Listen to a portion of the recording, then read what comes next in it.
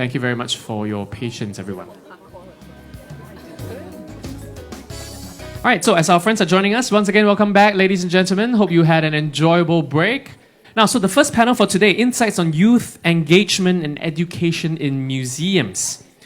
Now, so with varied modes of online entertainment and social media targeting youths nowadays, museums are finding it harder and harder to compete for the attention of younger audiences. And also we heard from Professor Tan earlier on about this topic as well. So this panel will feature youth engagement efforts by museums in Bangladesh, the Philippines and the United States of America, and highlight how these museums leverage research and data to address issues faced by youths and also help make their content more relevant to the youths as well. Our moderator for this session is Ms. Stephanie Tam. She will be introducing our speakers in just a moment, but please allow me some time to introduce our moderator. She serves as the Assistant Director for Strategic Planning and Data Management at National Heritage Board of Singapore and is the Secretariat for the National Heritage Board's Youth Panel. She was previously involved in community outreach. She now collaborates closely with colleagues to develop strategies for the heritage sector. As Secretariat of the NHB's Youth Portal, Ms. Stephanie Tam facilitates youth engagement in museum and heritage, empowering them to shape and drive projects that reflect their unique perspectives and also contribute to the promotion of Singapore's heritage. Ladies and gentlemen, please join me. Let's welcome our moderator for this panel, Ms. Stephanie Tam.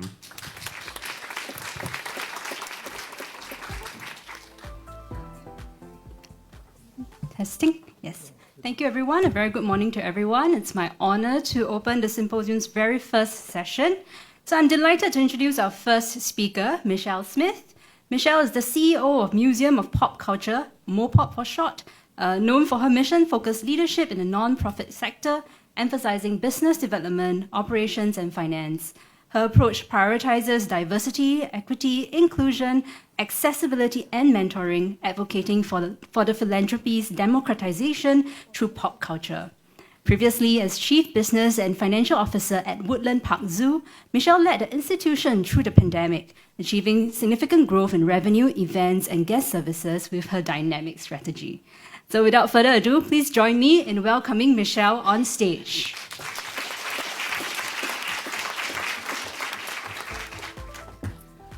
Well, first and foremost, I wanted to thank the National Heritage Board for inviting me. I am extremely grateful to be here, and I am so grateful for all the hospitality that I have received this week. So, that is massive. The Power of Pop Culture. That is our new exhibit in Seattle, and it actually goes into the importance of pop culture and how it unites us around the world. And so today we're going to be talking about shaping tomorrow's culture or shaping today's youth with our Youth Advisory Board.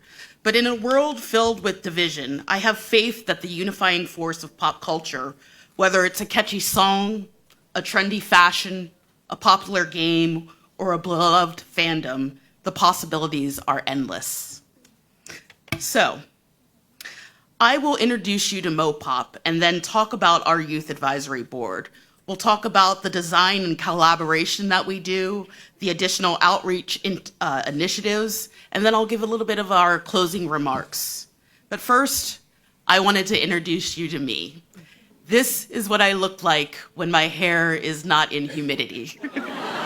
So I may look a little different today, right? No, that's not. Now, I wanted to tell you a little bit about the Museum of Pop Culture. Some of you, as I've spoke to you some of this week, know us as the Experience Music Project. The museum was founded in 2000 by Paul Allen. He was the founder of Microsoft. And so he had a love of music. He had a love of guitars. He was a huge fan of Jimi Hendrix. And so that is how the museum started. He bought the estate for Jimi Hendrix, and he started the museum. We have over 80,000 artifacts in our care, which is Paul Allen's personal collection. And so 80% of the artifacts were focused around music. Fast forward to today, in 2024, we are now focused on fashion, music, gaming, and film. We have one of the largest sci-fi collections in the world. We have the largest hip hop collection in the world, and so much more for you to explore. We sit in the center of Seattle, right next to the iconic Space Needle. And part of Paul's mission was to be the center around community, how we're sharing in community today with you. How do we become a community ally? How do we work with the teachers in Seattle to help them bridge the gap? If you think about it, in 2001, President Bush put into the Antitrust Act about No Child is Left Behind, just focusing on math and reading. And while we love both of those things, they left out art and humanities. We have a teacher advisory board that I meet with quarterly. And I said, if I'm going to be your community ally, how do I bridge the gap for you? What are the challenges that you're facing? And what they said to me was, Michelle, we need somebody to help us teach history and humanities because our budgets are being cut. Our budgets are being cut, and we want to be able to enrich our students. How can pop culture enrich our students? So I'll tell you a very quick story. Jimi Hendrix had a Stratocaster guitar, a 1968 one, and we hold that in our care of our collections. And I believe that museums can be the center and educational hub to bridge that gap. I was just on a podcast to talk about this guitar, how it could teach civil rights. If you think about it, where was Jimmy when he was playing that guitar? He was at Woodstock. And when kids come to our museum, they get to see that guitar, but we get to tell them a story about that guitar and what was happening in civil rights. And that's what I mean, how museums can start to tell those stories and really tell the history behind the music. So today, I believe that Mopop's mission is to make creative expression a life-changing force by offering experiences that inspire and connect our communities. So pop culture is powerful. It's a dynamic force that lifts us up and unheard voices and challenges others to listen. It's the original change agent moving the world by hearts. Involving the youth into cultural development, Mopop broadens their perspectives and challenges others. We want to hear their voice. So today's youth are creating the art and culture we'll be talking about tomorrow and in the future. So let's talk about the youth engagement program that we have at Mopop. YAB is open to youth ages 15 through 18. And I think that I missed that slide, but where am I at? Okay, no, I'm going back. So YAB is open to youth ages 15 through 18. They apply by application. And I know I'm going to get lots of questions about this one, but members meet bi-weekly throughout the school year, which provides regular opportunities for engagement and communities. So they are committed to us for a year, bi-weekly. That means after school, after their homework, they are working with us to be included and hear their voices. Members may serve multiple years and take on peer leadership and mentorship roles, fostering long-term youth development. So projects during the school year offer opportunities to explore new careers in the art and grow professional skills and actively engage with the local art community. So our key projects that they work on are 3: Sound Off, our film festival, and also curating an exhibit. So, Sound Off is Mopop's 21 and under music showcase, offering performance, mentorship, and development opportunities for emerging youth musicians across the Pacific Northwest. The YAB members determine the annual Sound Off lineup, ensuring the cohort represents youth perspective from our community. The Sound Off peer review and decision-making process emphasizes creativity, originality, and musical talent. So the community outreach and artist selection includes the inclusivity and the representation from the youth by the youth. So this is Emma. Emma Wang is performing in Sound Off. Her band, Cherry Ferrari. She is a 2-time YAB member and a 2-time Sound Off performer who is now booking regular gigs at festivals throughout the region. This is our science fiction and fantasy short film, and it's presented in partnership with our Seattle Film Festival. This program celebrates genre short films around the world and includes a youth track for filmmakers aged 24 and under. The YAB members curate the festival's 90-minute youth showcase and select the award winner for the showcase.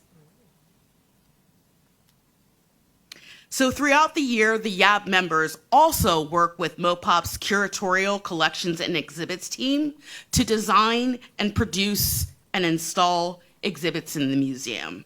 So what you're looking at right here for our upcoming Keith Haring exhibit that comes out in October, the youth team put together a RFP process to select 3 local artists for inclusion in a community area of the exhibit. They reviewed the proposals, they selected the artists, and they worked with our MOPOP exhibition team, design team, and the installation team. So this is really a sneak peek into the work and the image of their design here. And this is the section of the exhibit that will showcase 3 youth artists selected by the YAB cohort. So this is really exciting for them. They feel extremely included, and we get to see their voices and their interpretation of what Keith Haring means to them. So opportunities like this allow the YAB members to explore through new career pathways and engage in new skills and build connections within our community. This right here is sitting at MOPOP right now. This is last year's installation Voice Box, which featured Seattle youth artists and the YAB members selected artists for the exhibition. This will change in October, and we are so excited to include them into our exhibits. What I'd like to give you and read to you is some of the comments that we receive back, because we ask for feedback all the time. How are we doing? How can we engage you more? What are we doing good? What are we doing bad? Best volunteer organization I've been a part of. Compared to other programs, the work I have done with YAB had the most impact and real important to events we worked on. Sound Off. It was the first project of the YAB year, and when I realized how valuable I am and my peers, despite being in high school, curation and organizing events like this is my dream job, which is why being in YAB was a goal since I moved to Washington. I am experiencing it now without having to wait till my age allowed me to. I thought I had to graduate from college or have extensive work experience, but I have the opportunity now. So as we think about our YAB or youth program from 15 to 18, they are really working for the Museum of Pop Culture, but they're also gaining experience before they get into college. And what we have found is these YAB members go on from college and they come back to MOPOP to work for us.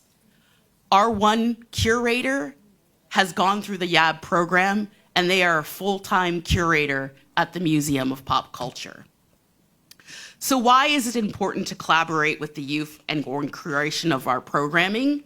Well, youth voices, like those in our YAB members, are unique, and they bring a different perspective that our staff simply can't bring.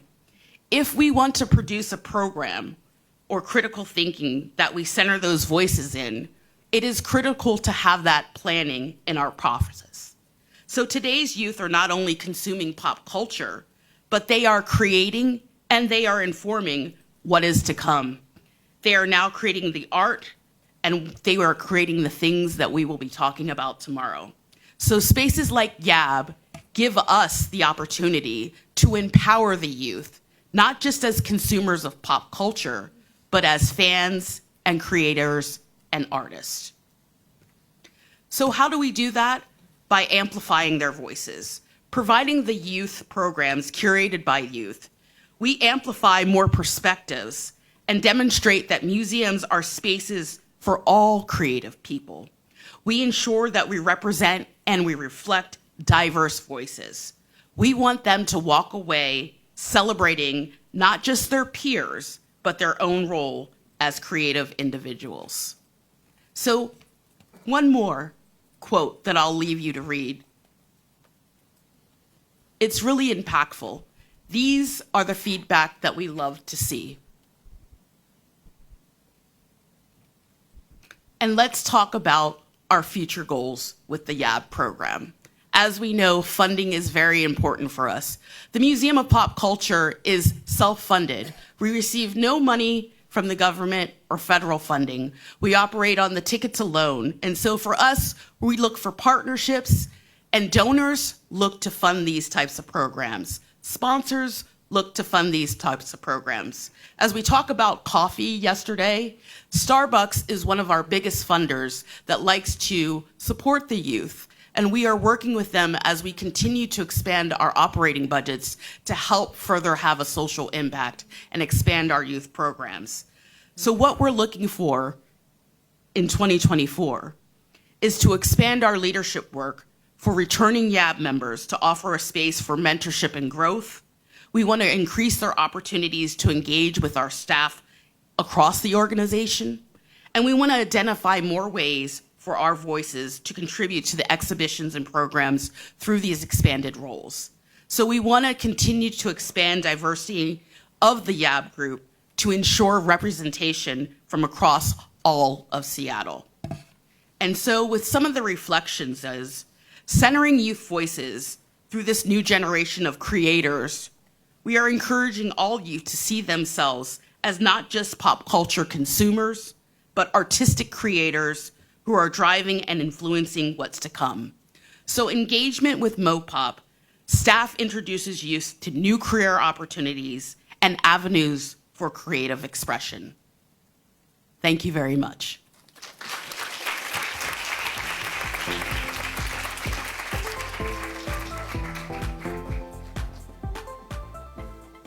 Thank you, Michelle, for that insightful sharing and how museums can really play a role in the lives of youths. So now to explore the topic further, we have with us our next speaker, Abigail Buendia. Abby is an associate at the Ayala Museum in the Philippines and has been working at the museum for 5 years under the Tours and Education team. Her work focuses on bringing the museum collection closer to its on-site and online audience through lectures, workshops, virtual field trips, educational modules, and audio guides. In 2023, she spearheaded the launch of the museum's Teens program through a series of interest-specific workshops to engage teens and provide opportunities for interaction, collaboration, and creativity. Let's give Abby a warm welcome and invite her on stage, please.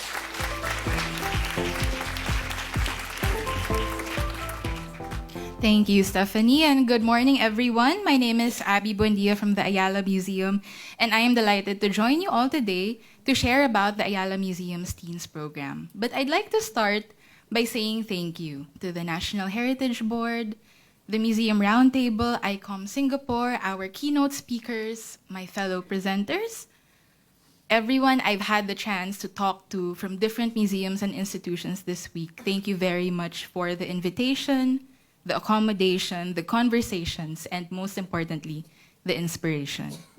But I'd also like to give a special shout out to my colleagues at Ayala Museum. I know they cannot see this right now, but in case it will be made online, they will be having a very special event tonight. And although I cannot be there with them, I know I am with them in spirit as they are with me here today.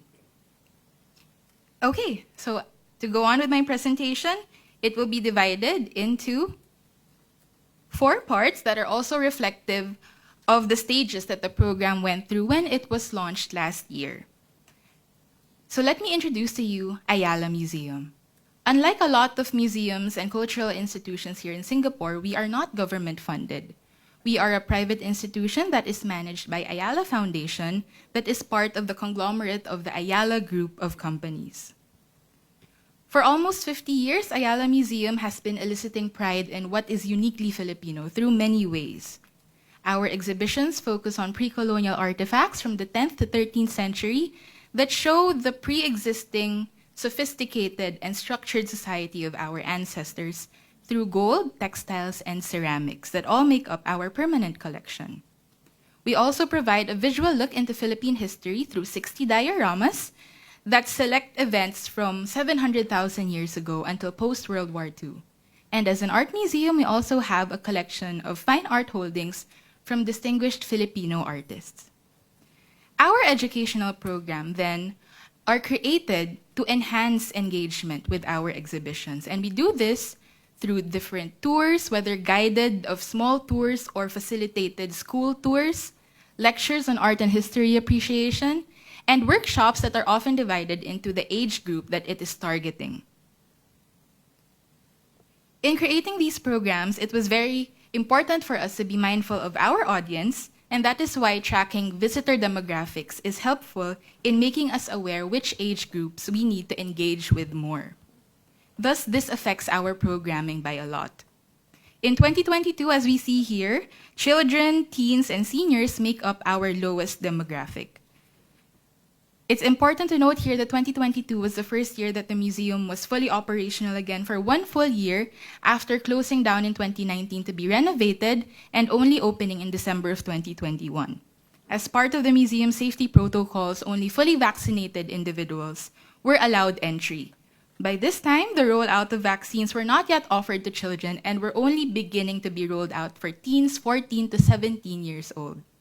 Seniors also may still be taking precautions from an ongoing pandemic, which may be why they did not go out as much to museums as before. However, ease of safety protocols and decline of COVID cases in 2023 saw a significant increase of children and senior visitors as well as of our other age groups. However, the teens demographic did not show the same trajectory. And so we looked into our programming in the last 5 years before launching this program, particularly workshops because they were the type of programs offered according to age group. As seen in this table, workshops for teens were offered at a significantly lower rate compared to workshops we have for kids and adults, sometimes even non-existent. We can see how there are clear parallels then between our engagement efforts for each age group and their corresponding visitor rate. That's why, to increase our teen audience, we believe we had to strengthen our teen programming.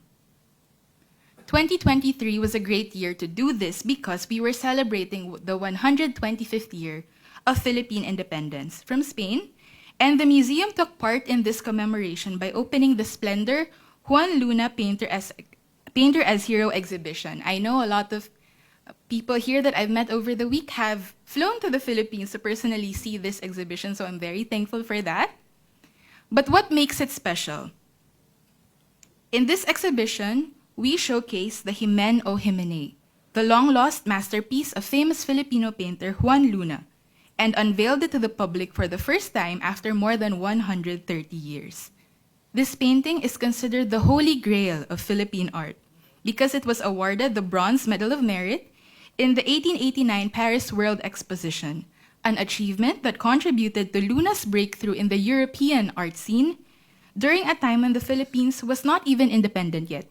We were still aspiring for independence.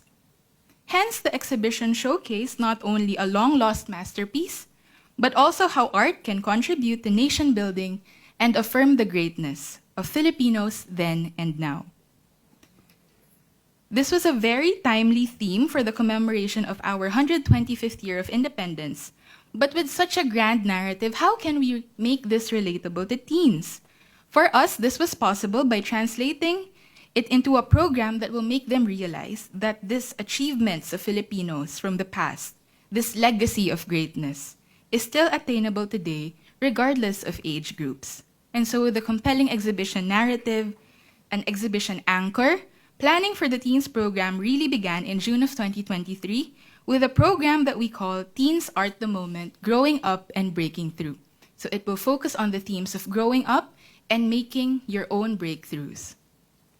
External sources were helpful for us in planning because we wanted to create a program that addressed the needs of our teens today. Based on the current educational framework of the Philippines, students go through junior high school, 4 years, and senior high school, 2 years during their teenage years. Senior high is meant to better prepare students for their higher education in college. Whereas junior high focus on general education subjects, senior high offers a mix of general and track-specific subjects. These tracks, or more appropriately called strands, are chosen by students during their last year of junior high and become crucial factors in deciding what they will study in their higher education. Thus, we believe our program should be an avenue to provide teens with practical and hands-on activities by exposing them to museum work and allowing them to better decide on what they want for their higher education. We also, of course, researched existing teen programs and frameworks from other museums, and we came across that of the Whitney Museum, which presents different engagement strategies for their teens. The first two strategies were particularly meaningful and beneficial for the museum and aligned with what our goals and vision was for our own teens program. The first one being the engagement of supportive staff mentors. In our program, past and present museum staff were invited as facilitators. They each had their own level of expertise. This is because the program aimed to acknowledge the distinct personalities and interests of each participant by providing interest-specific workshops to show different roles in museum work. These workshops were to be called teen labs, which I will expound more later on. The next strategy was providing opportunities to do authentic work. In our workshops, the usual format is that you would be taught a skill, an art medium, you would create an artwork, and then you would bring it home. But for us to make the teens feel more fulfilling, we believe that we had to give them a project or an opportunity to express and create that would be seen and showcased on site at the Ayala Museum. So considering the level of education teens are currently at their age and the engagement strategies that are applicable to us, we created a framework that we spread out into 4 sessions. Day 1 focused on introduction, giving a tour of the Ayala Museum, making the participants comfortable with each other since they were all still together doing general activities. But they also got to meet who they would be working with in their teen labs, which were to be the important activity in the next session, the Teen Lab workshops, which would be the Future Artist Lab, Curators Lab, and Storytellers Lab. I'll expound on this later on. They needed to go through these workshops so that it will help them in creating their final outputs, which were very specific to their chosen workshop. Here we see they had to create paintings, they had to create an exhibition concept and design, and they had to cover and make content for that exhibition. So while each lab had their own distinct output, they had to collaborate together to create their culminating project, which was to be an exhibition that would eventually be titled Becoming the Teens Art the Moment Culminating Project. But how did we get there from day 1 to day 4? The program was executed last September 2, 9, 16, and October 7. For the first day, we see them going around the museum. We showed them the Splendor exhibition.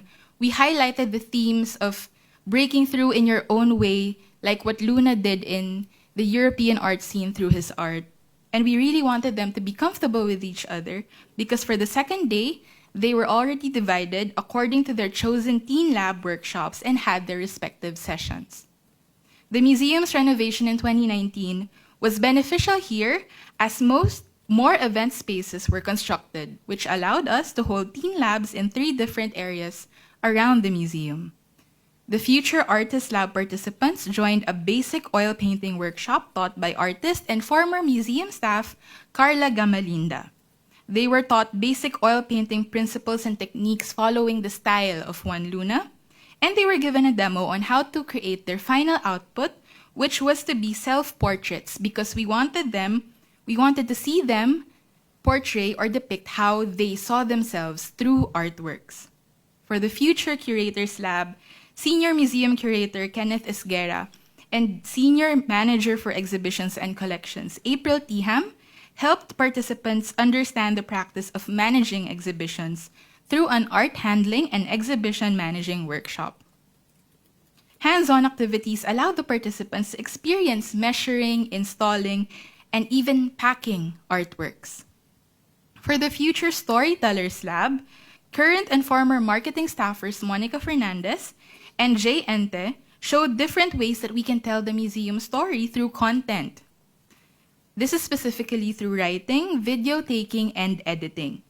But we focused on how these disciplines can be translated to fit the taste and interest of the museum and its audience while still maintaining the style and the voice of the teen participants.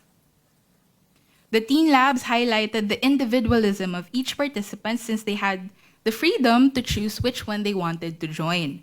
But it also facilitated collaboration with one's lab mates and among all three labs with each other. And that was the main goal of the third session, which brought together all the participants again in one venue.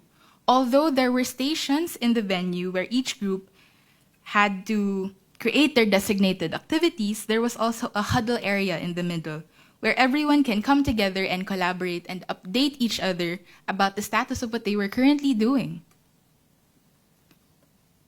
Which was, of course, for the creation of their culminating exhibition project. So the teen artists had their painting stations where they had spaces to create their self-portraits. It was very interesting to see how they understood the concept of self-portraits. Some were very direct, some had a more abstract approach to it. The teen curators had their own station where they brainstormed to come up with the exhibition's title, concept, layout, visuals, what the wall color would be. While the teen storytellers documented the process in order to create a teaser video that was to be released a day before the exhibition. After the third session, a period of 3 weeks was allotted to allow them enough time to complete their projects. But participants kept in touch with us and with each other for updates, which we found very encouraging and very heartwarming because it showed their interest in the program and their interest to see it through until the end. After a 3-week break, it was finally time for the final session, which consisted of their exhibition ingress in the second lobby of Ayala Museum. If you've been to Ayala Museum before, this was in the area outside our diorama exhibit, but also near another exhibit that is free to the public. So it was heavy on foot traffic, and access to it was very easy. The second is the closing program and exclusive exhibition opening, where we allowed them to invite 2 guests that they wanted to share this experience with, either a family or their friend, to see their own exhibition, which was Becoming the Teens Art the Moment Culminating Project. Allow me to read an excerpt from the introduction text collectively written by the teen curators. This exhibition is inspired by the theme of growing up and breaking through. However, what began as an exercise to celebrate groundbreaking moments in the participants' lives has provided an opportunity to realize, or perhaps to simply remember, that life is an ongoing process of learning, growing, and ultimately becoming. They wrote that. Specific features of the exhibition include the self-portraits that the artists created, an installation of what their workstations looked like during the workshop, in their own homes while they were finishing up their portraits, and an interactive wall where we had a mirror set up, we had a prompt asking the audience, who are you, and how they would answer that, similar to how the participants answered the same question through their artworks. Many insights were learned and gained, not only by the participants, but by us, which we intend and are fully committed to continue doing moving forward. These can be summarized into 3 points. First is to foster collaboration, not only between the participants, but between us and other departments in the museum. Normally, when we have an education program, it will only be handled by the education team. This one, we collaborated a lot with our marketing team, with our curatorial team, and we also learned their processes more in the process. And of course, the next one is developing agency for the participants. So there is a study that identifies 5 stages of personal agency development. Agency here is defined as a person's ability to change himself and his external environment through his actions. Although the museum's teens program was not necessarily modeled after this process, it helps understand how the participants progress in their personal agency through each session, from being mere observers and recipients of information of our exhibits to creating their own. The study also acknowledges how the participants cannot fully complete the final creator stage, and that's okay, for as long as they have the intention to further their study and practice of the skill they learn through their chosen teen lab.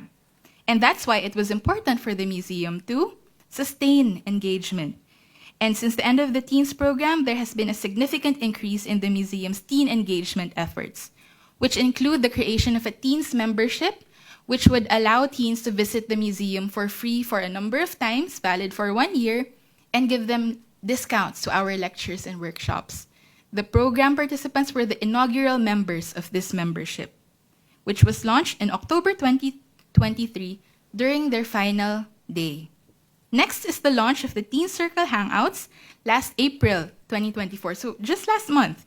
These are themed monthly get-togethers that are free and exclusive to Teen Circle members. So since the membership is already available, new teens who avail of it can join this circle. This allows old and new members to meet and interact while also encouraging art collaboration and hanging out with each other in the museum. Last is the regular inclusion and offering of teens workshops.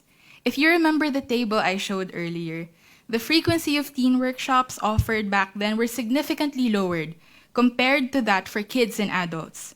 I'm very happy and proud to say that since January of this year, there have been 4 public workshops, pocket workshops, so 1 session, for teens and 2 Teen Circle Hangouts for April, May. So this is very much a testament to our commitment in continuing to build this growing but very promising teen community. With Ayala Museum celebrating its 50th anniversary next month, it is very exciting for us to see how we can translate this to our teen programming and witness this next generation champion Philippine art and culture as they grow up and as they break through. Thank you very much.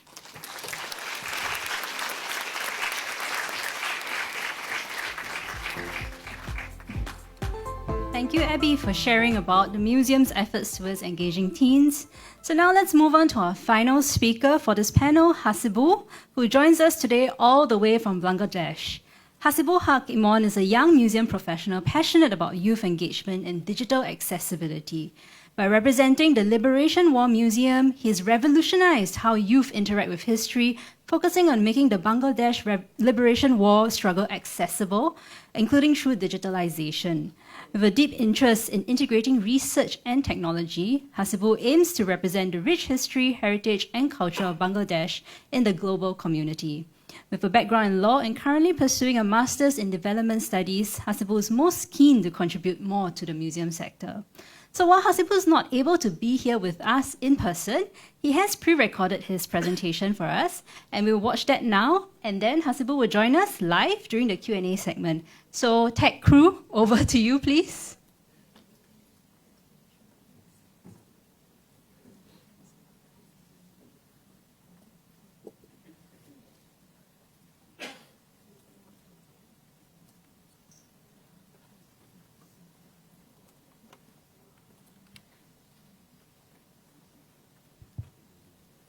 I think there might be a sound issue, audio issue.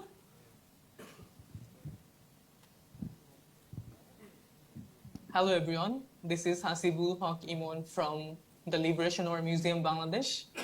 I want to thank the National Heritage Board Singapore to make this happen for me, because I'm currently having a very mixed feeling that I couldn't make it in person, but in this very prestigious International Museum Day Symposium, and the themes are decided by the International Council of Museum, which are museums, education, research, are deeply aligned by the Liberation War Museum as well. So as a program coordinator of the Liberation War Museum, and also as a young museum professional of the Liberation War Museum, I will be sharing my experience organizing bunch of programs for the youths, and I will be sharing the activities and the programs and the other engagement for the youth as well.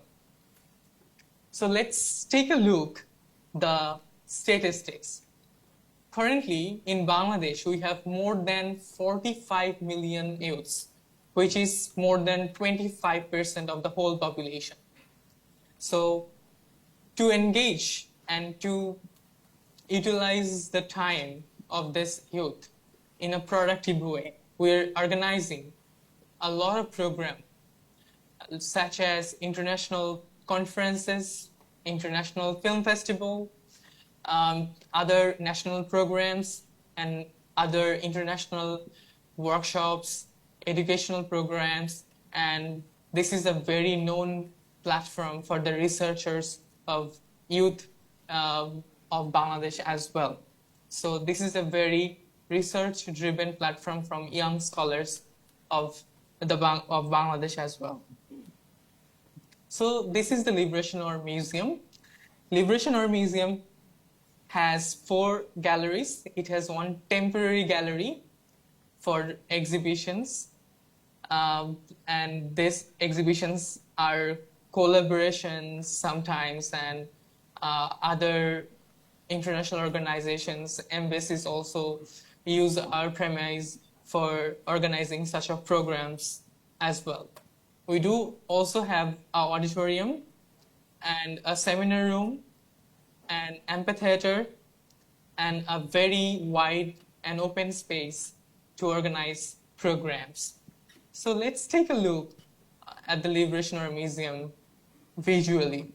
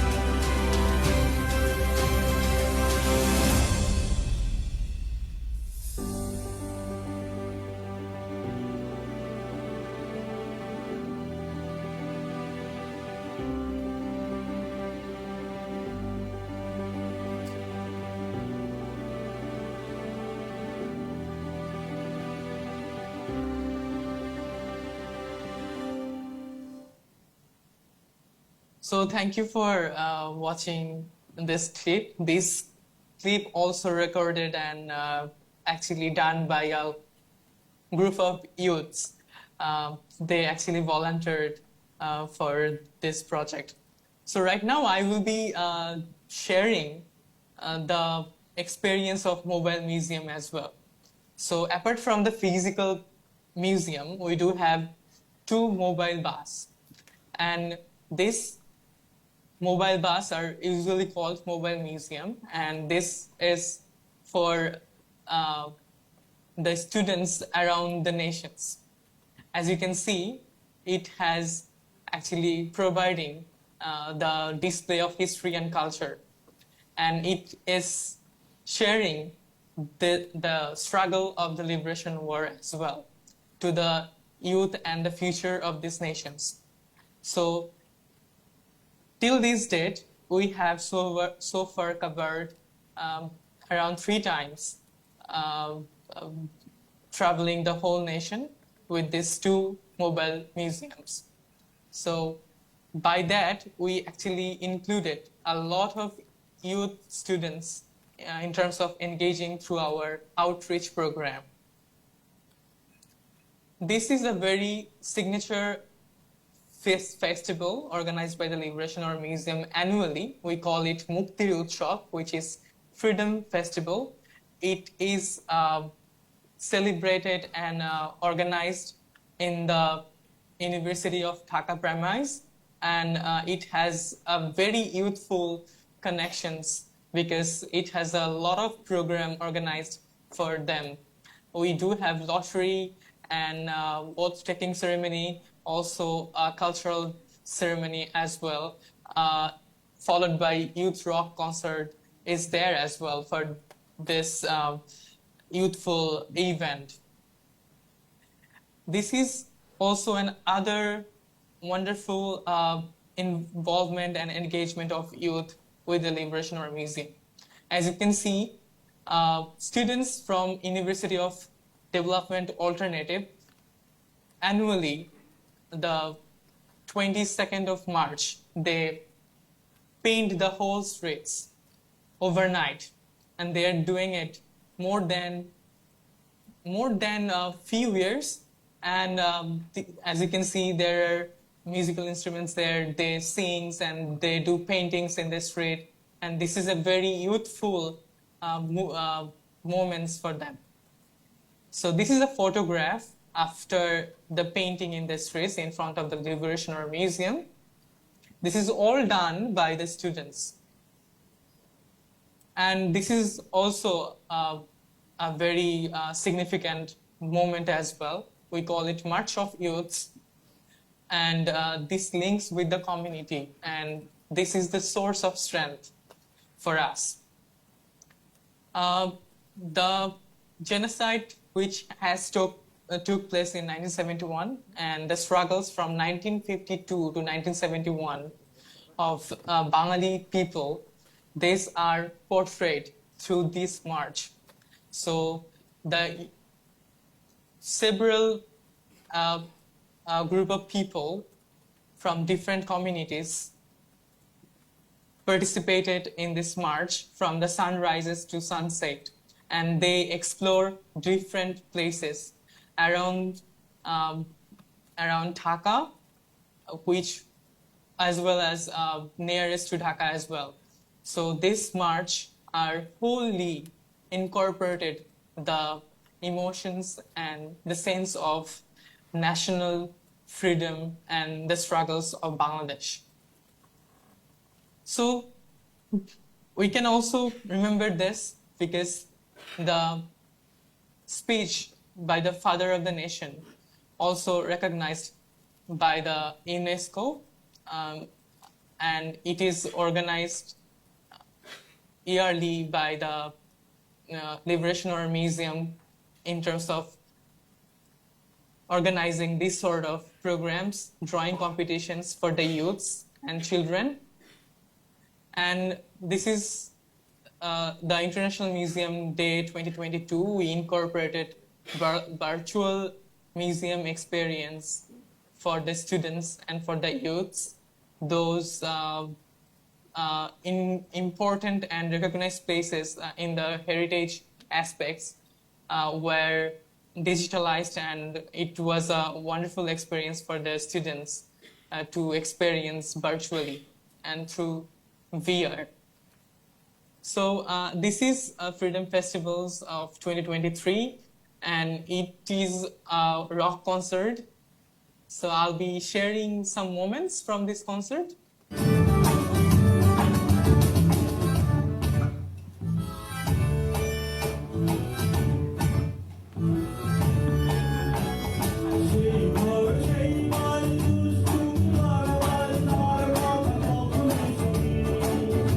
So I want to share some of the audience moments as well in our auditorium. So this is a clip. Thank you.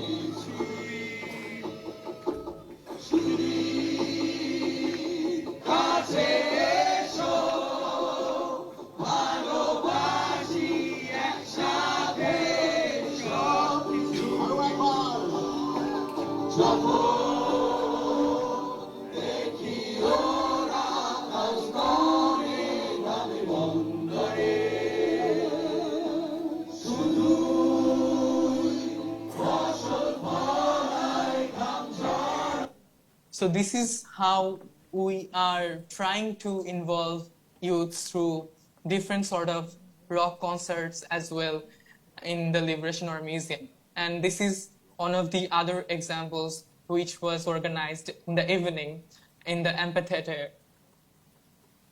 And followed by, this is our methodology course for the youth.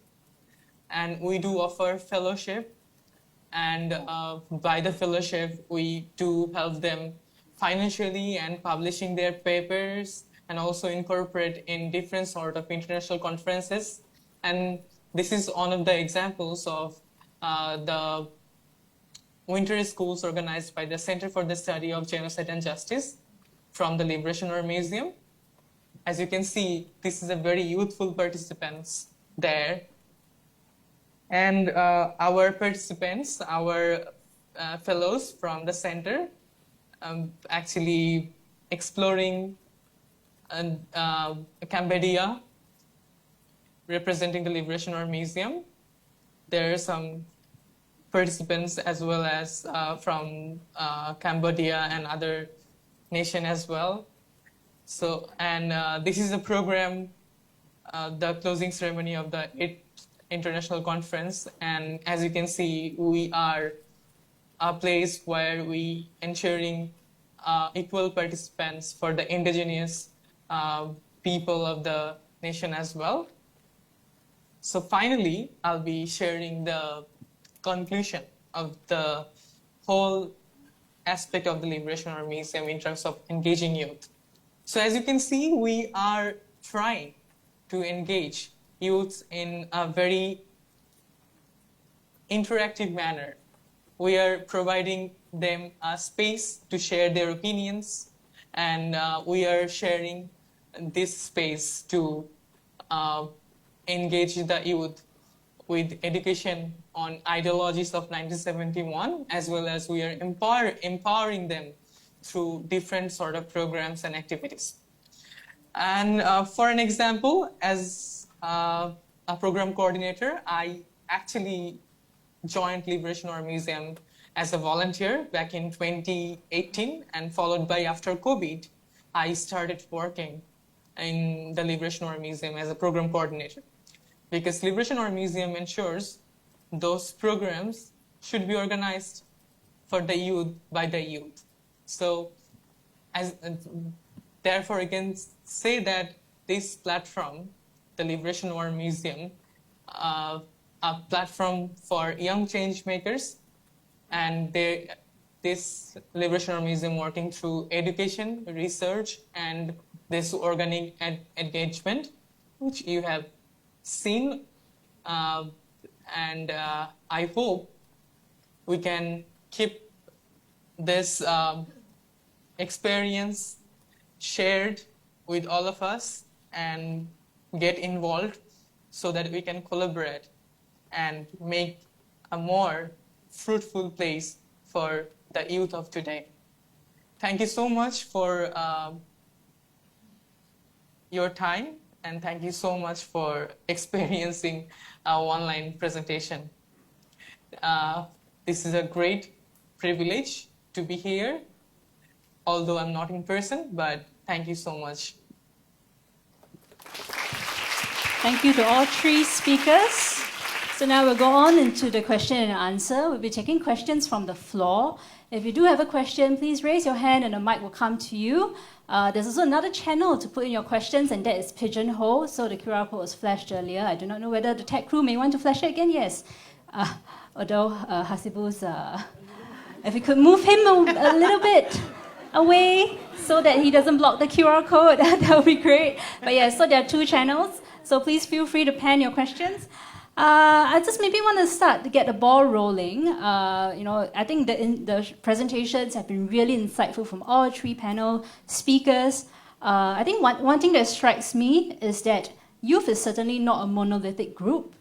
Each of your museums are engaging very specific target groups, age ranges, and of course the youths come from very different backgrounds. We are all museums representing different parts of the world. Could you just share with us, the audience, how would you describe the age group that your museum is focusing on, and also just share what based on your work with them, what truly motivates this group of youths to contribute to heritage and museums? Sure, thank you. I talked about the Youth Advisory Board, but we also engage in classes and camps starting from 8 to 17. So we do rock and roll camp, DJ camp, STEM camp. One of our most popular camps is drag camp. And so this really is stemming from the community and really helping, drive art. Again, as I talked about it, arts and culture are being taken out of schools. In North America, Florida is a great example of what's happening versus what's happening in Seattle. And again, for me, how do you bridge the gap? We really want to help the teachers. And so we have been really working with our Title I public schools, understanding what is the challenges that they need. And for us, as I talked about before, museums have the opportunity with their collections to really be and bridge the gap as a educational hub. And so for us, we're really trying to be a multi-generational museum with pop culture. And that's how we've really kind of looked at it in that way. So we're really, again, starting from the age of 8 to 17, and then moving up to the YAB advisory group from 15 to 18, and then having showcases like Sound Off from 24 and below. What about you, Abby? So I'm going to bring it back to how we do things in terms of our programming, and that is we always have an exhibition anchor. In terms of the launch of our teens program last year, we anchored it on the Splendor Juan Luna Painter as Hero exhibition. And that had very nationalistic themes, very grand narratives. So how do you translate that to a program that teens can relate to and to understand? And what we found is that it was by encouraging collaboration, empowering them, providing them the agency, which again is defined as how you change yourself and the people and the environment around you through your actions. If we provide teens with the agency to create, to collaborate, to be empowered, we found out that that would really motivate them to make projects that would deepen their understanding and appreciation of the exhibitions that we show. Thank you. And I also just want to pose a question to Hasibu, who's dialing in all the way from Bangladesh. Could you just share with us, how would you describe the youth that you are engaging through your work? What motivates them? All right. Hi. Thank you for asking this question. And we, as the Liberation War Museum, actually connecting those youths in different dynamics of programs. So the main motivations to connect those youths in the Liberation War Museum to to build the sense of belongings with the Liberation War Museum, with the feelings of the nationalism as well, because the whole struggles of 1971 has to be really connected with the youths as well, because this is a national feeling and national sense of belonging that this nation was actually brought up with so many of fights and things. So this should be a place for youths and generations of today to explore their feelings as well, and this should be a place for them as well to get entertained and also share their feelings and through connecting themselves as well in terms of in our different sort of programs and activities. That's why we're organizing a lot of programs, mostly targeting for the youths. So you have seen that we are organizing rock concerts, exhibitions as well, drawings, recitations programs, individual curatorial projects as well, just like Ayala Museum. And I also actually shared with that Museum of Pop Culture also doing same sort of things that we are actually trying to do at the Liberation Art Museum as well. So we are based on those sort of programs that really connects those youths in sort of involving them with the museum very one-to-one and very, how do I say this, very closely to their heart. Thank you. I just want to do a quick scan on the floor if there's anyone. Yes, I have a question at the back. Yes. Hi, everybody. My name is Maria. I'm from the gallery here. My question is for all the panelists. I think one of the interesting things that we notice in the world is that a lot of times there are a lot of social movements that are taking place, issues with the climate, issues with war, and all sorts of things. And actually, a lot of the engagement and a lot of the interrogation of these things are led by groups of young people. I mean, right now we see university encampments all across Europe and America and Australia. So I was just wondering, from your different experiences, how do you negotiate and navigate these types of conversations in your spaces and relate them to the art that you show? Because I think oftentimes people look to museums potentially as a safe space for discussion and open dialogue. Sure, I'll start. Let's talk about climate change. When we talk to the teachers, it's a sticky subject. It's hard to teach. You want to be able to enrich. And so what we've done at the Museum of Pop Culture is that we show it through a film. So everyone's familiar with the film WALL-E. And WALL-E really talks about climate change. And to enrich the youth, we've really shown that movie and really talked about how that is really affecting the world. And we found that the engagement from the youth, inspires curiosity. It gives them a different point of view and perspective. And so through the artifacts and through the things that we're doing at the Museum of Pop Culture, that gives us a lens and an opening to inspire the youth to have a really difficult conversation, but related back to a movie. And we found that the engagement and the conversations have been rich.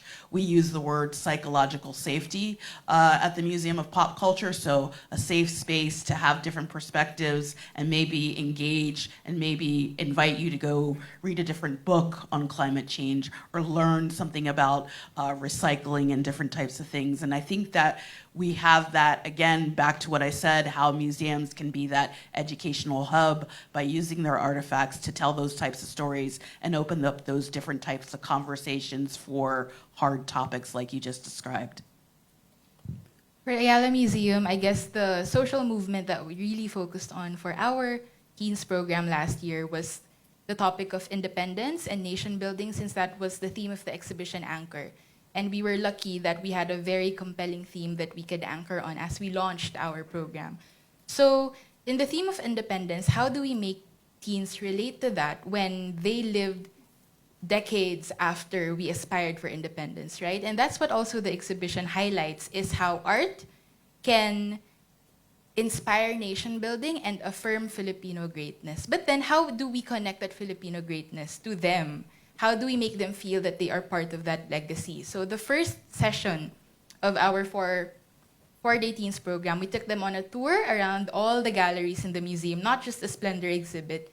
And we really focused on the theme of breakthroughs throughout Philippine history, whether this be a breakthrough discovery in how they create pottery, breakthroughs in trade, maritime trade within the region or in different parts of the world, and how it leads historically and timeline-wise into the context of today. We have a lot of Filipinos who are still making a mark abroad in terms of sports, beauty pageants, singing. To name a few, we have Lea Salonga, who's very good in theater. And we also have that section highlighted in the Splendor exhibit to make them realize that you are part of that legacy of Filipino greatness because you are a Filipino. All of the participants are Filipino, but we do have foreign participants in other workshops sometimes. So it's bringing it back again to our exhibitions because the content of those exhibitions are what makes the programming that we give out more substantial to the participants. Thank you. Hasibu, would you like to respond? Sure, thank you. So basically, I'd like to share one of my experience regarding the Liberation Dog Fest. So we organize this Liberation Dog Fest annually, and we cover a lot of documentaries around the world. So in terms of culture, in terms of climate change, as well as what is happening around the world in terms of human rights violations, and currently we have seen a lot of social movements around the world as well. And how we can see how it is happening, we can see that the students around the world from the different universities, they're so vocal about it. So currently we are actually organizing workshops, seminars, and monthly lecture session as well, so that the youth get educated about what is happening around the world. So it's just not only the climate change, it is different social movements around the world that is kept connecting throughout different sort of programs. Because we, as a Liberation War Museum, we actually collaborated with the Holocaust Genocide Museum as well. So this sort of sense of things what is happening around the world, and this kind of youth engagement that is really necessary for our youth as well, because we are actually having a lot of people in terms of this age limit. So as a museum, we are trying as an education hub, organizing research, methodology courses, and other programs, and documentary film festivals, conferences, so that this sort of social movements and other open dialogues can be happen regularly in the museum between the young and the teachers, and this can be a co-creations of both of the communities as well. So yeah. Thank you. I noticed that there's another question from the front. Hi there, my name's Latavia and I'm here from the New Zealand High Commission. I've got as we know, young people don't live in silos. They live in community, they live in families, they live in villages. So I'm really interested in what your museums are doing around intergenerational conversations, because I can hear a theme here, that we want our young people to be confident and stepping into their truth and questioning and curious, but we also want them to be graceful and not cancel people. So I guess, how do you hold those two truths and encourage courageous intergenerational conversations in your spaces? So what's working for your young people? Yeah. Was that for me or? Yeah.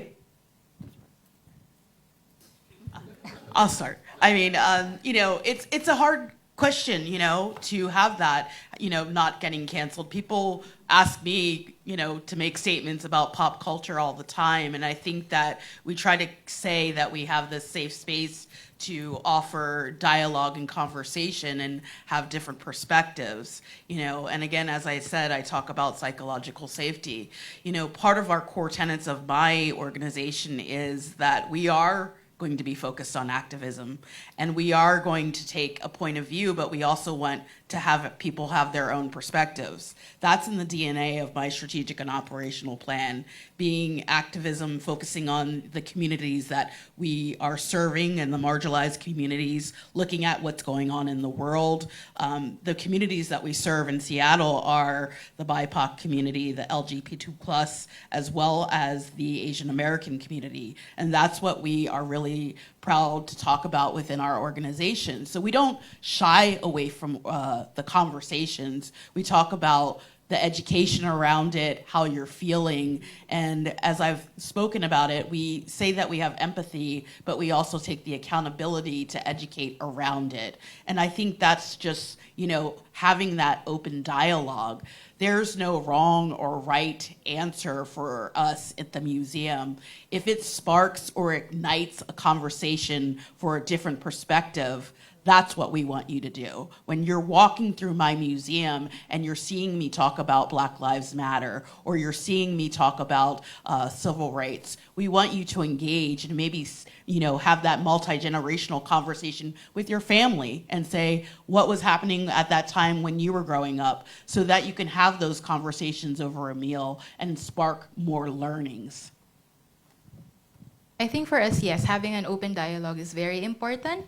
But intergenerational learning as a concept is also something that we as a museum are still developing on. It's a very promising concept that we also want to further develop into a full-blown program. But in terms of how we did that through our teens program last year to make the participants more open in sharing and voicing out what they wanted, especially in planning their own exhibition, it's really a matter of forming a connection with them that will make them comfortable to share.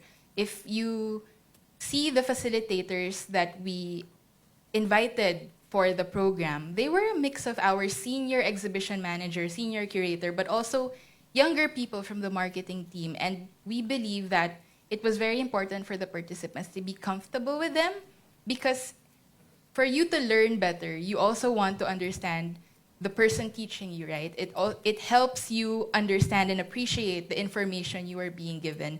So the teen program framework last year, and what we still intend to continue on, is something that is very casual. We wanted to give them a space to create, to express themselves, and that all starts with the facilitators that are guiding them through that. So whether we have young facilitators, old facilitators, it was very important for our participants to feel comfortable with them.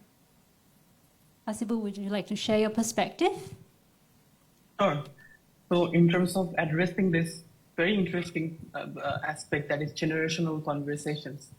So I think this is our main motto in this Liberation War Museum, because we do organize these international conferences by the center. This is our center, that is Center for the Study of Genocide and Justice.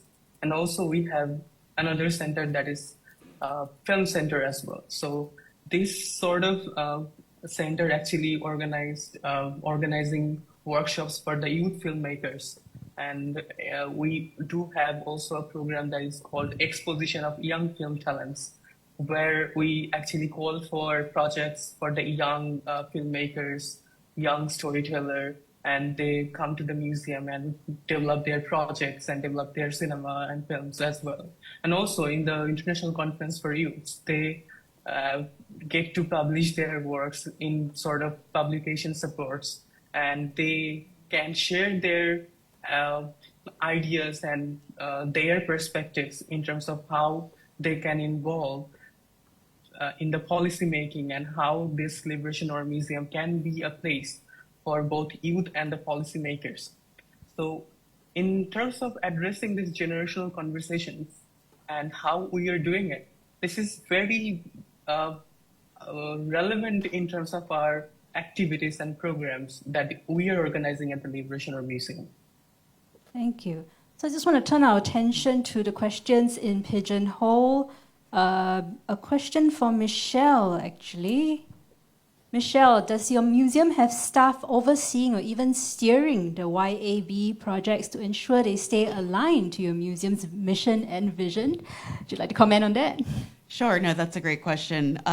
So we do an onboarding, and we have an educational staff that oversees the YAB program. So these are, directors of education, and they have a lot of background in educational learning, curriculum, and development. And so they are steering them through the YAB program. They are their mentors, as well as the staff within my organization. So while they're going through the YAB program, they might have a curator that partners with the educational team, as well as while they're working on any type of films, they may have someone from the marketing and content department working alongside our educational team. So we kind of really make it interweaved between disciplines and have that work through around the way.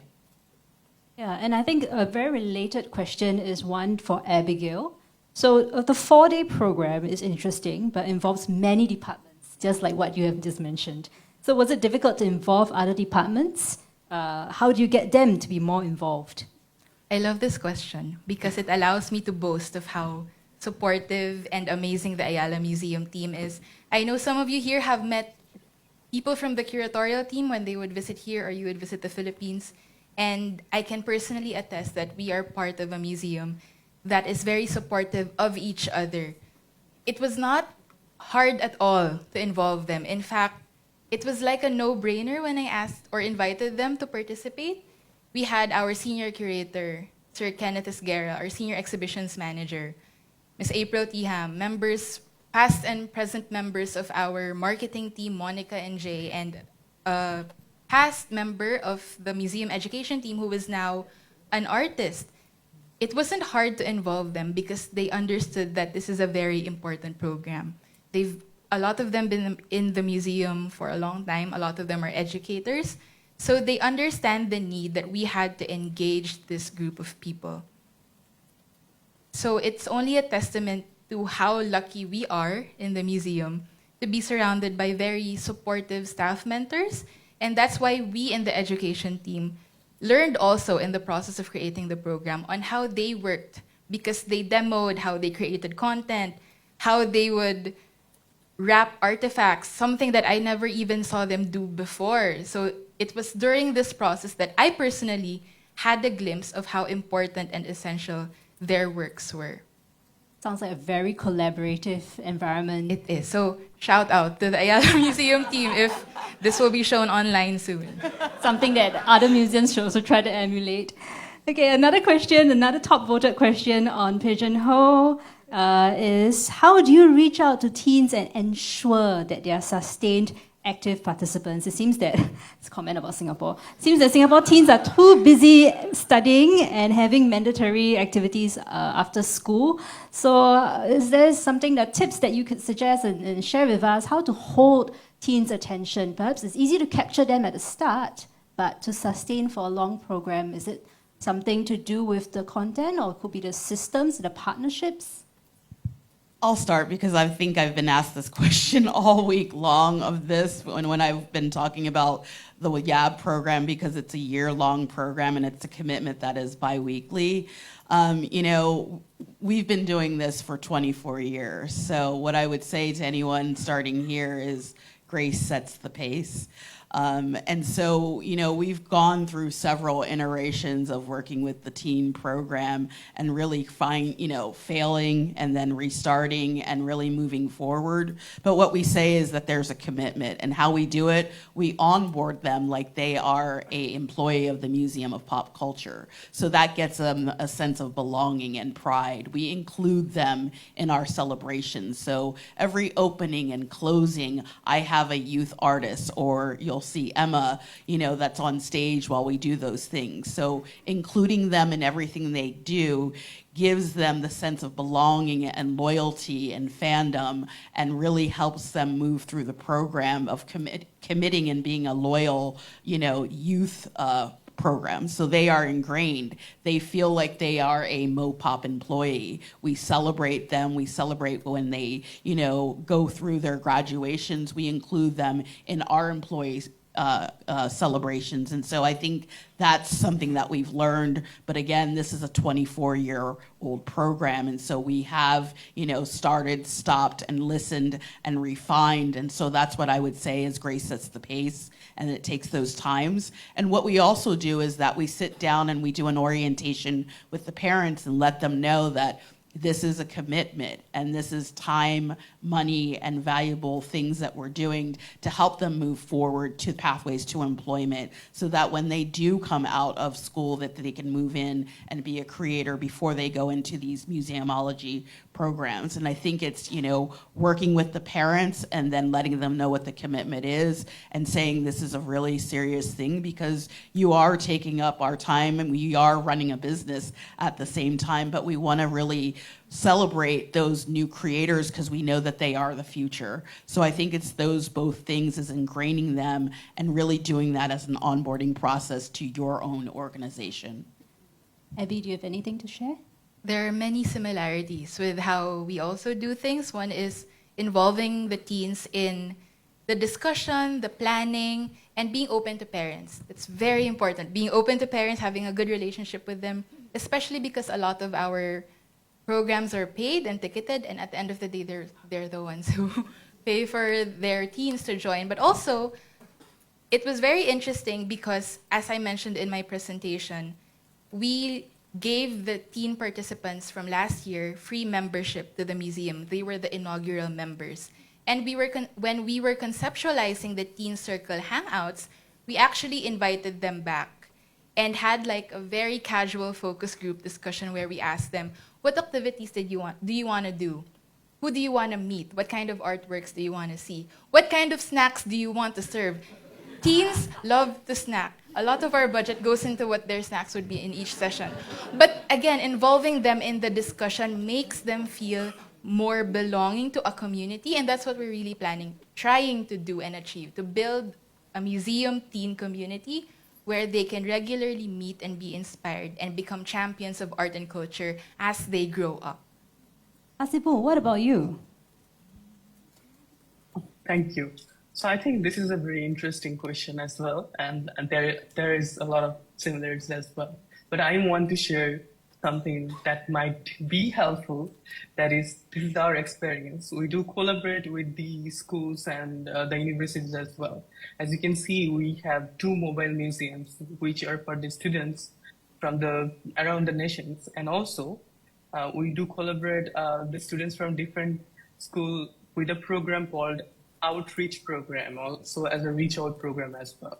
So what we do, we invite the schools and they come to the museum and they actually participate in different sort of activities, and later on we organize a quiz for them and we award them, and we do also offer them free entries and also free tickets for concert as well.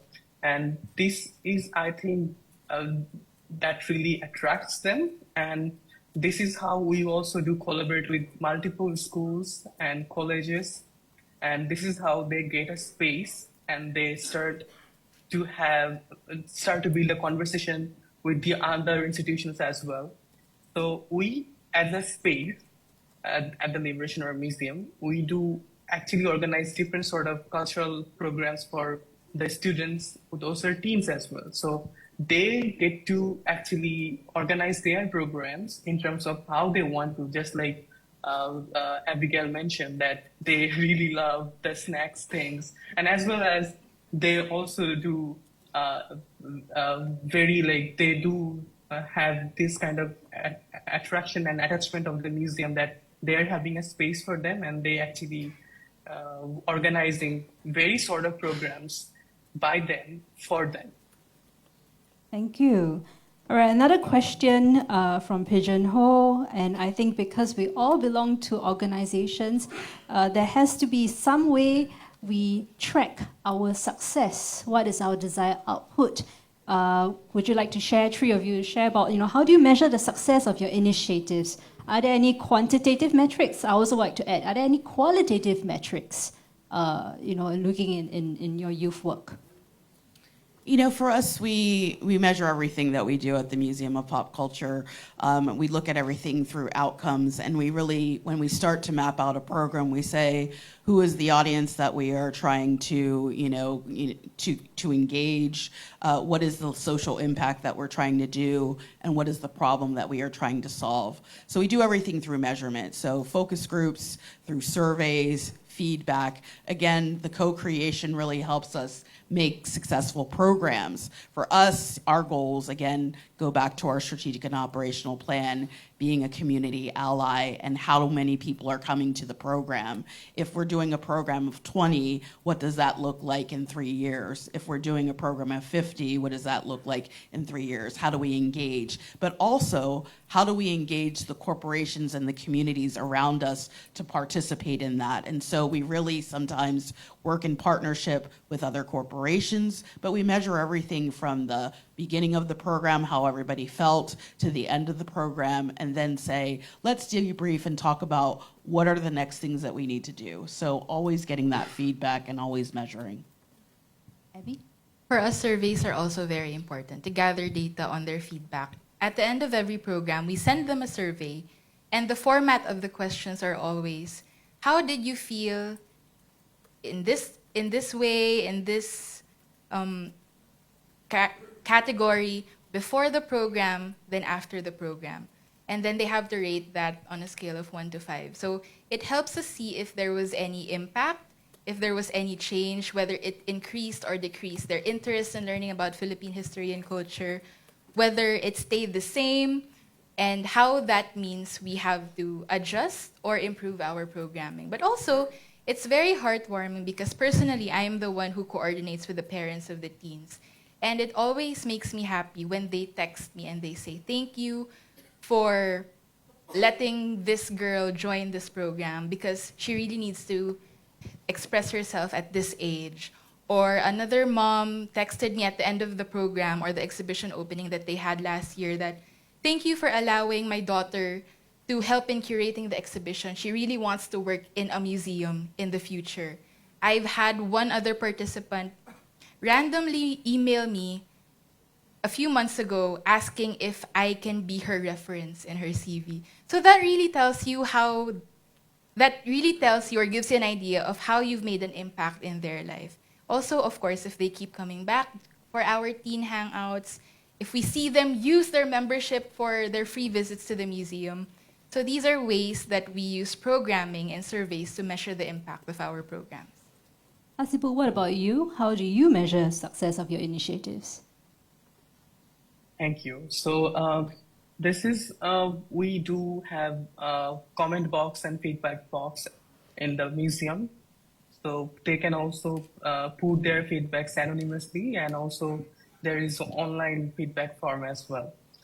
So what we do is we regularly curate those sort of feedbacks, and we do have discussions with them in person as well through different sort of programs, how they are actually experiencing the experience of the Liberation War Museum, and they get to share how was the last programs and what can be done and what could be improved. So this is a very open discussion in between the participants and as well as the students and the visitors as well. So this is how we get to track their experiences and activities in terms of those sort of way of feedbacks.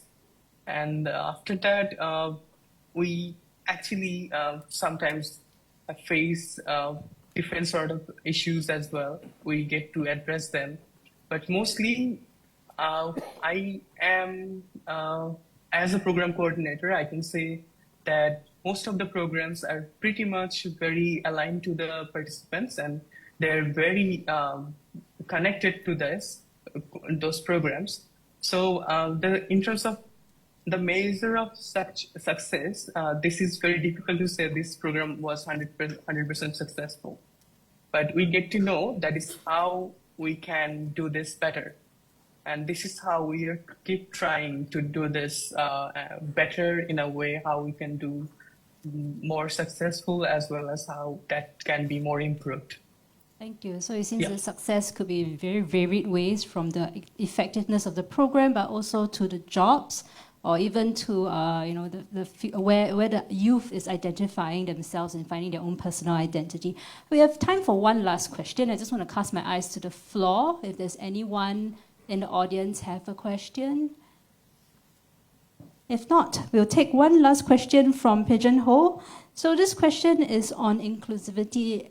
So youths who choose to participate might already have affinity for the arts or culture and may come from more privileged backgrounds. You may choose to agree or disagree. How do your organizations manage ensuring diversity or amplifying diverse voices? I think this question is for all three of you.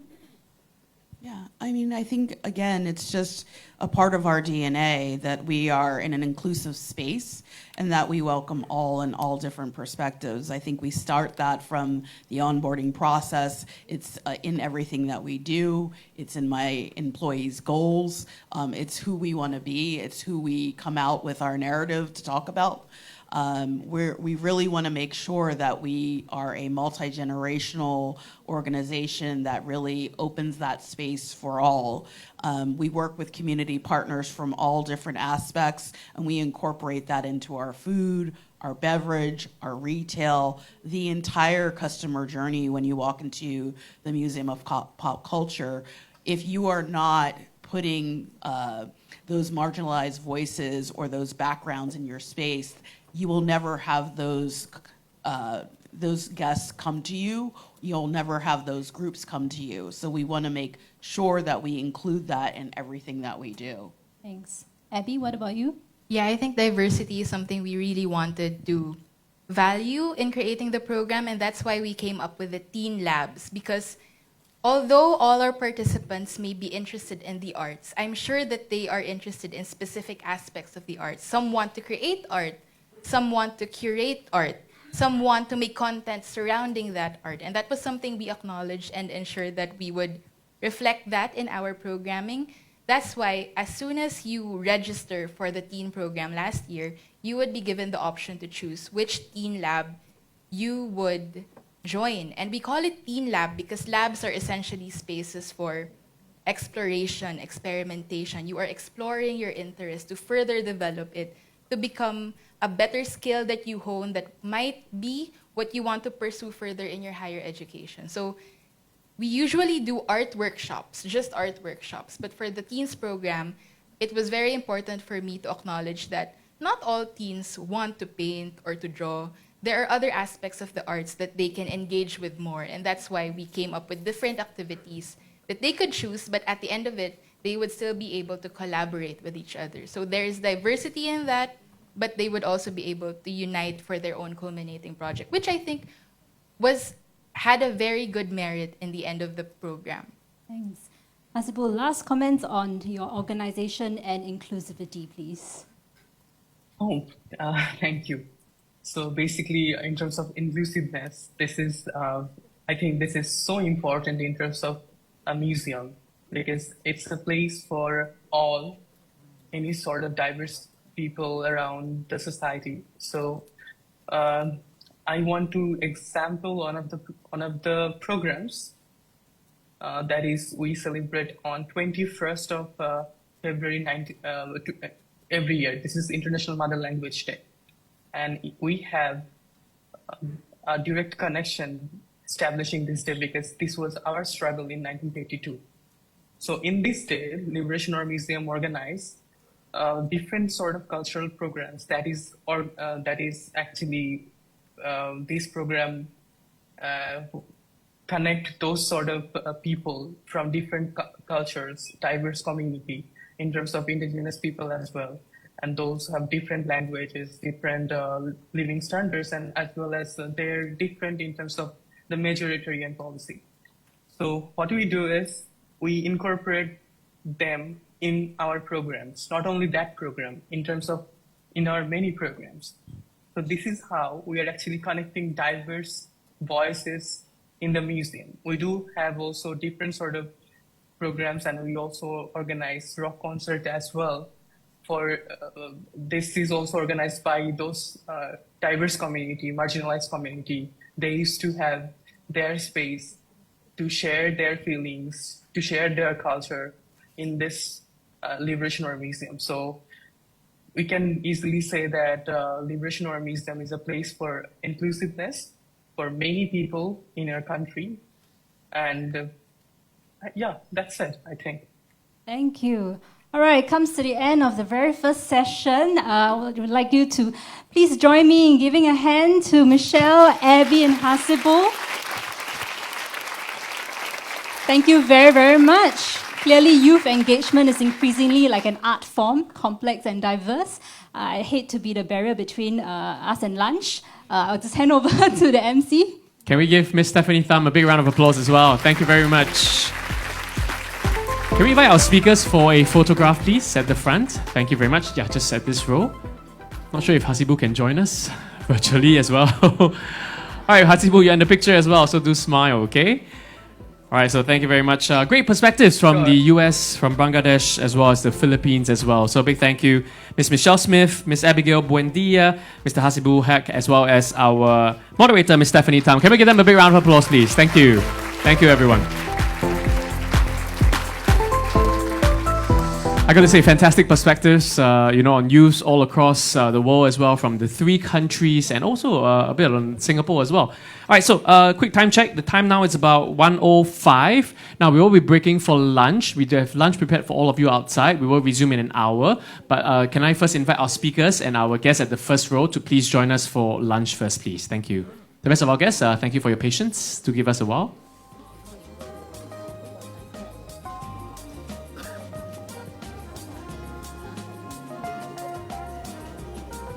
Now, just to let all of you know, now when we return, the second panel is on insights on social prescriptions in museums. So we hope to see all of you here. We will start at 2:05. So thank you very much. With that, please enjoy lunch and I'll see you back here in an hour. Thank you, everyone.